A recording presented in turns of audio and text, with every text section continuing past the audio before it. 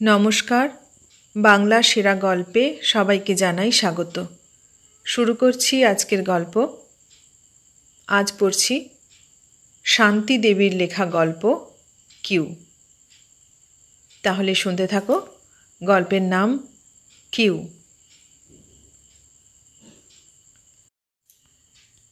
কন্ট্রোলের সারিতে আজ 3 দিন কামিনী এসে দাঁড়াচ্ছে, কিন্তু 3 দিনই তার চোখের সামনে দোকানের দরজাটা বন্ধ হয়ে যাচ্ছে অন্ধকারের আতঙ্কের মতো। আজ 3 দিন কামিনীর পেটে একটা দানা পড়েনি। শুধু কি তারই? জ্বরে ধুকে ধুকে হরিহর 5 দিন আগেও কাজে বেরিয়েছে। 2 আনা 4 আনা যা পেরেছে ঘরে এনেছে, তাতে যা কিছু সংগ্রহ হয়েছে আর কলের জল খেয়ে তারা তাদের পেটের জ্বালা শান্ত করেছে খানিকটা। ভাগ্যে কলের জলের দাম লাগে না, নইলে ভাবতেও কামিনীর গলাটা শুকিয়ে ওঠে। সামনে দিয়ে সিভিক গার্ড রুলের গুঁতোয় লাইন ঠিক করে চলে। এই, ঠিক করে দাঁড়াও এধারে। কামিনী আর্তস্বরে বলে, 3 দিন ফিরে গেছি বাবু, আর চাল পাবো তো? সরে দাঁড়াও। গম্ভীর গলায় তাকে পেছনে ঠেলে দিয়ে সিভিক গার্ড পরন পরিচ্ছেদে কামিনীর চেয়ে মার্জিত গয়না পরা একটি মেয়েকে কামিনীর আগে দাঁড় করিয়ে দিল। ফিক করে হেসে মেয়েটি বলল, জান তুমি, দাদাবাবু যে কালে আছে সেকালে যখনই যাই আমার চাল নেয় কে? তারপর একটু ফিসফিস করে বলে, দুশের কিন্তু কাজ দিতে হবে দাদাবাবু। ইন্দুর আবার আজ সেই ব্যথাটা বেড়েছে, তার 100 আমার ঠেঁয়ে দিও বুঝলে। আঁচল থেকে একটা পান বের করে বলল, খাবে নাকি দাদাবাবু? ভালো জর্দা আছে। আপ্যায়িত সিভিক গার্ড মেয়েটির হাত থেকে পান নেয়। সামনে পেছনে সব মেয়েরাই অসহিষ্ণু। অত চাল তবু তারা সবাই পায় না কেন? এক বুড়ি আর একজনের কানে কানে বলে, বলি জানিস নাকি চাল যে পেছন দরজা দিয়ে বেরিয়ে যায়। অমনি একটা গুঞ্জন ওঠে, মা, আমরা সেই কখন থেকে হা পেতে সে বসে আছি, আর তলে তলে এই কাণ্ড। একটা 10-12 বছরের মেয়ে চারদিকে চেয়ে নিজের জায়গা ছেড়ে এগিয়ে যাবার চেষ্টা করে, অমনি এক বিধবা তার গায়ে ঠাস করে এক চর বসিয়ে দেয়। আচ্ছা মেয়ে তো, আমি এসেছি কখন আর তুই এক্ষুনি এসে সামনে দাঁড়াতে চাস? বলি, ও হারামির বেটি। কথায় কথায় বচসাবারে গোলমালে লাইন থেকে ছিটকে কতক কতক এদিক ওদিক হয়ে যায়। শৃঙ্খলা রক্ষাকারীরা মেয়ে বলে রিয়াত করে না, ঘাড়ের ধাক্কা দিয়ে আবার লাইনে এনে সবাইকে দাঁড় করায়। হুমকি দিয়ে ওঠে সিভিক গার্ড, মেয়ে মানুষ হয়ে নিজেদের মধ্যে মারামারি করো, লজ্জা করে না? ছোট ছেলে কোলে একটা মেয়ে এগিয়ে আসে। পেটে জ্বালা ধরলে লজ্জা থাকে না বাবু? পুরুষ হয়ে মেয়েদের গায়ে হাত দিতে তোমার লজ্জা করে না তো? চোপড়াও বজ্জাত মাগি। হুঙ্কার দিয়ে ওঠে কর্তব্যপরায়ণ সিভিক গার্ড। ঠেলাঠেলি আর গলা ধাক্কায় কামিনীর দেহটা যেন ভেঙে পড়তে চায়। তবু আজ কামিনী মরিয়া, চাল আজ তার চাই। ছেলেটা শুকিয়ে আমসি হয়েছে, হরিহর জ্বরে ধুকছে। তাদের দেশটাই না হয় সমুদ্রের কোপে পড়েছিল, সব দেশেই কি আগুন লেগেছে? চাল নেই, ডাল নেই, কেরোসিন নেই, কাপড় নেই, নেই বলতে পোড়া দেশে কি কিছুই নেই? শহরে এসেছিল তারা লোকের কথায়, এখানে নাকি এলেই চাকুরি, আর খুঁটে নিতে পারলেই খাবার অভাব হয় না।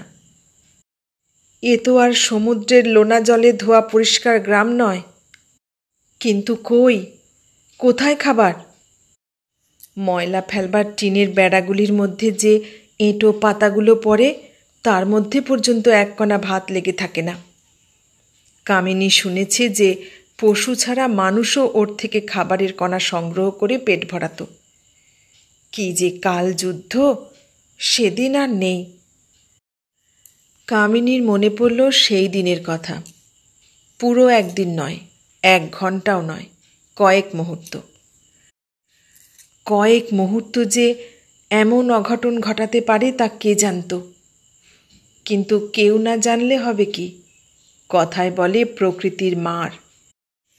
তাই সমুদ্রের জল যখন গর্জন করতে করতে মানুষের 7 পুরুষের ভিটে মাটি, মাথার ঘাম ফেলে তৈরি করা ফসলের ক্ষেত, ঘরের পোষা জীবজন্তু, গাছপালা, পশু পাখি সব নিশ্চিহ্ন করে নিয়ে গেল, তখন কাপড়ে বাঁধা পরস্পরের দেহ ছুঁয়ে কামিনী আর হরিহর বুঝল তারা বেঁচে আছে, মাটিতে আছে, ভেসে যায়নি। এমন যে বাঁচা, তারপরেও তাদের না হলো শোক, না হলো আনন্দ। কেবল দুজনের মুখের ওপর দুজনের দৃষ্টি ফ্যাল ফ্যাল করে ইতস্তত ঘুরতে লাগল। ব্যাপারটা যেন ভেলকি। এমন সময় খানিকটা দূরে কি যেন একটা নড়ে উঠল। হরিহরের দিকে চেয়ে কামিনী বলেছিল, ও মা, ওখানে ওটা কি গো? বড় মাছটা চটে এসেছে বুঝি?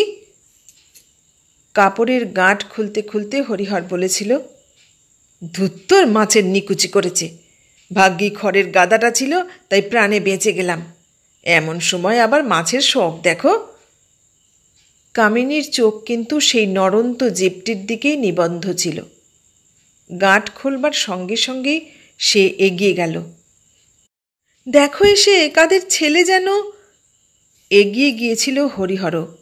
মাছ নয়, কুকুর নয়, বেড়াল নয়, কামিনীর 2 বাহুর ওপর সেদিন খাবি খাচ্ছিল একটা অসহায় মানব শিশু। হরিহরের কিন্তু ইচ্ছে ছিল না যে কামিনী ছেলেটাকে রাখে। একটু চুপ করে থেকে বলেছিল, রেখে দে কামিনী, যাদের ছেলে তারাই নিয়ে যাবে। আমরাই এখন কোথায় যাব তার ঠিক নেই। সেদিন কামিনী হরিহরের কথা শোনেনি। অসহায় শিশুটিকে নিজের উষ্ণ নিটোল বুকে চেপে ধরে সন্তানহীনা কামিনী সদ্য সন্তান লাভের একটা অনুভূতি অনুভব করেছিল।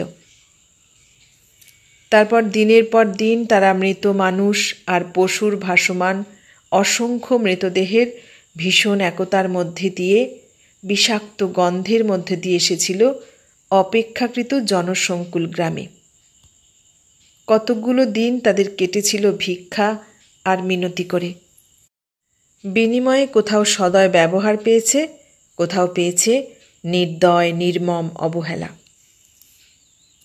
তবু নৌকা নিয়ে যে বাবুরা গিয়েছিল, তাদের দয়ায় তারা অনেক লোক তখনকার মতো বেঁচে গিয়েছিল। সেই থেকে আজ 6 মাস কামিনীর আর হরিহরের মধ্যে মূর্তিমান বিবাদ ওই ছেলেটি। আহা, অতটুকু নিঃসহায় শিশু, হয়তো ওর হতভাগা মা বাপ কোথায় কোন অতলে তলিয়ে গেছে। তাকে কামিনী ফেলে দেবে কোথায়? যদি তার নিজেরই হতো, পারত কি হরিহর এমন করে বলতে? তবুও এতদিন যা জুটেছে, আগে হরিহরকে দিয়ে, পরে যা হয় দিয়ে ছেলেটাকে বাঁচিয়ে রেখেছে কামিনী। তাও ছেলেটাকে যেটুকু দেয় তাতেই হরিহর চটে যায়। বলে, আপনি শুতে ঠাঁই নেই, শঙ্করাকে ডেকে আন, মধ্যখানে শোয়াই। দেব যেদিন টান মেরে রাস্তায় ফেলে। টুকরো টুকরো কথা তন্ময় হয়ে ভাবছিল কামিনী। সিভিক গার্ডের ধমকানি শোনা যায়। আরে, এ যে দেখছি কানে শোনে না। এই, চাল নেবার ইচ্ছে টিচ্ছে আছে নাকি? সচকিত হয়ে ওঠে কামিনী, আঁচল পেতে বলে, হেই বাবা, দয়া করে দুঃখীর দিকে তাকাও। মুচকি হেসে সিভিক গার্ড আর চাল বিক্রেতা দৃষ্টি বিনিময় করে। 3 দিন পরে আজ কামিনী চাল পেয়েছে। হোক না তা লাল টকটকে, হোক না অর্ধেক ধান আর 6 টাকখানেক কম, তাতে কি? তবু চাল, তবু তার সৌরভ কামিনীর নাক পর্যন্ত উঠে আসছে। মনে হয় যেন কতদিন কামিনী চাল দেখেনি। একদিন ছিল যেদিন তাদের গোবর মাটি দিয়ে নিকোনো ধবধবে উঠোনে ধান শুকাতো। সিদ্ধ ধানের হাঁড়ি কামিনী নাবাতে পারত না। হরিহরকে ডাকত, ওগো একটু ধরবে সোনা, হাঁড়িটা যে বড্ড ভারী। হরিহর হাসত, বলতো, ছেলে নেই পুলে নেই, কার জন্যে যে তুই খেটে মরিস কামিনী, এত চাল করে হবে কি? কামিনীও হাসত, মুখটা নিচু করে বলতো, বারে তুমি না বলেছিলে এবার ধান বেচব না, চাল করে বেচলে লাভ হবে বেশি, তারপর সেই বাবা বদ্রীনাথের ওখানে গিয়ে ধর্না দেব, আরও যেন কি কি করবে। ও হো হো হো করে হেসে ওঠে হরিহর। এসব কথা তো তোর ভুল হয় না কামিনী, যত ভুল বুঝি শুধু আমার বেলাতেই না। অপ্রতিভ কামিনী অকারণেই হয়তো ধান সেদ্ধর নেতাখানা দিয়ে মুখ মুছত বারবার। চাল চাল সে কি কম নাড়াচাড়া করেছে? কোথায় গেল সেসব ভোজবাজির মতো মিলিয়ে? এক ফোঁটা খাবার জল শুদ্ধ গ্রামে তাদের ছিল না। চালের আঁচলটা সাবধানে ধরে কামিনী বস্তিটাতে ঢুকল। এরই একটা ঘরে তারা আশ্রয় নিয়েছে। পায়রার খোপের মতো একখানা করে ঘরে একটা করে সংসার। প্রায় সন্ধ্যা হয়ে এসেছে, ঘরের মধ্যে ভালো করে দেখা যাচ্ছে না। সন্তর্পণে কামিনী ঘরে গিয়ে দাঁড়ায়। ঘরের এক কোণে ছেলেটা অঘরে ঘুমোচ্ছে, পাশে হরিহর এপাশ ওপাশ করছে। কামিনী ঘরে ঢুকতেই সে খেঁকিয়ে উঠল, বলি, রোজ চাল আনবার নাম করে তুই কোথায় যাস বল দেখি? এদিকে জ্বর গায়ে পড়ে থাকি, তার উপর রেখে যাস ওই কাঁদুনে ছেলেটাকে, তবু দেখছি আজ এখনো কাঁদছে না। যেন নবাব পুত্তুর, কাঁদলেই অমনি খাবার মুখের কাছে এসে যাবে।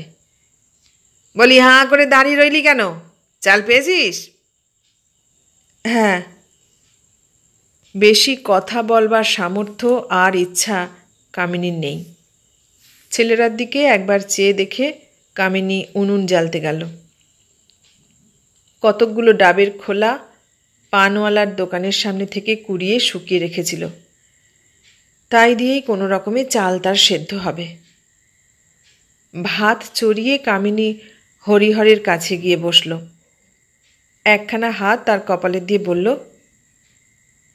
জ্বর তো তোমার এখন নেই, মাথা তো ঠান্ডা। আরও জ্বর থাকতে বলিস তুই? বলে একদিন উপোস করলে জ্বর পালাতে দিশা পায় না, তা 3-3টে দিন শুধু জলের ওপর।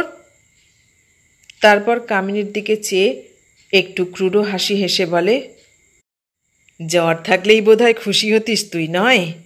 দিব্যি গড়া সে ভাত তুলে নিজে খেতিস আর তোর সোহাগী ছেলের মুখে দিতিস, কেমন?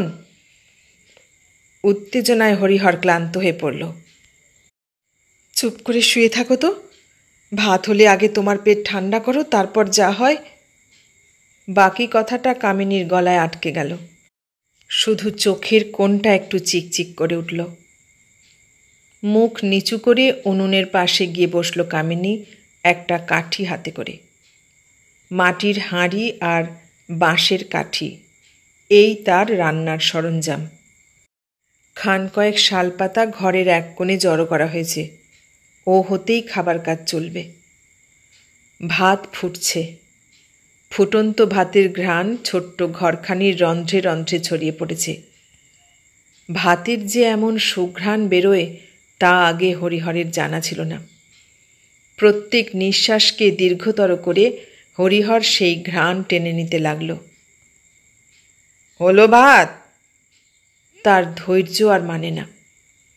শান্ত স্বরে উত্তর দিল কামিনী, হলো বলে। ভাতের গন্ধে তারও 3 দিনের উপসী নারী চঞ্চল হয়ে উঠেছে। হলো বলে ভেংচি কেটে হরিহর বলল, কত দেরি তাই বল না। হরিহরের কথার মাঝখানেই কামিনী ধপাস করে হাঁড়িটা নামিয়ে বলল, বসো। শালপাতায় ফেন শুদ্ধ ভাত আর খানিকটা নুন ছড়িয়ে দিয়ে কামিনী এবার ছেলেটার দিকে এগিয়ে চলল। সেই কখন ওই কচি ছেলেটাকে সে রেখে গেছে, একবার ছোঁবারও অবসর পায়নি। হন্যে কুকুরের মতো এক লাফে ভাতের পাতাটার সামনে গিয়ে বসল হরিহর। এ কি, ছেলেটার গা এমন ঠান্ডা কেন গো? ডুকরে উঠল কামিনী, শক্ত আর ঠান্ডা ছেলেটাকে বুকে জড়িয়ে ধরে। তার দিকে একবার চেয়ে পরম তৃপ্তির আভায় হরিহরের মুখখানা ঝলসে উঠল। তারপর গ্রাসের পর গ্রাস ভাত সে মুখে তুলে দিতে লাগল, যেন এবার আর কোনো বাধা নেই সামনে, সে একাই এই ভাতগুলোর অধিকারী।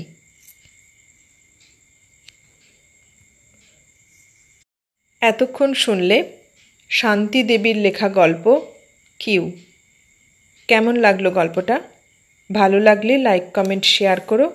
আর নতুন বন্ধু হলে সাবস্ক্রাইব করার অনুরোধ রইল। সবাইকে অনেক ধন্যবাদ জানিয়ে আজ এখানেই শেষ করলাম।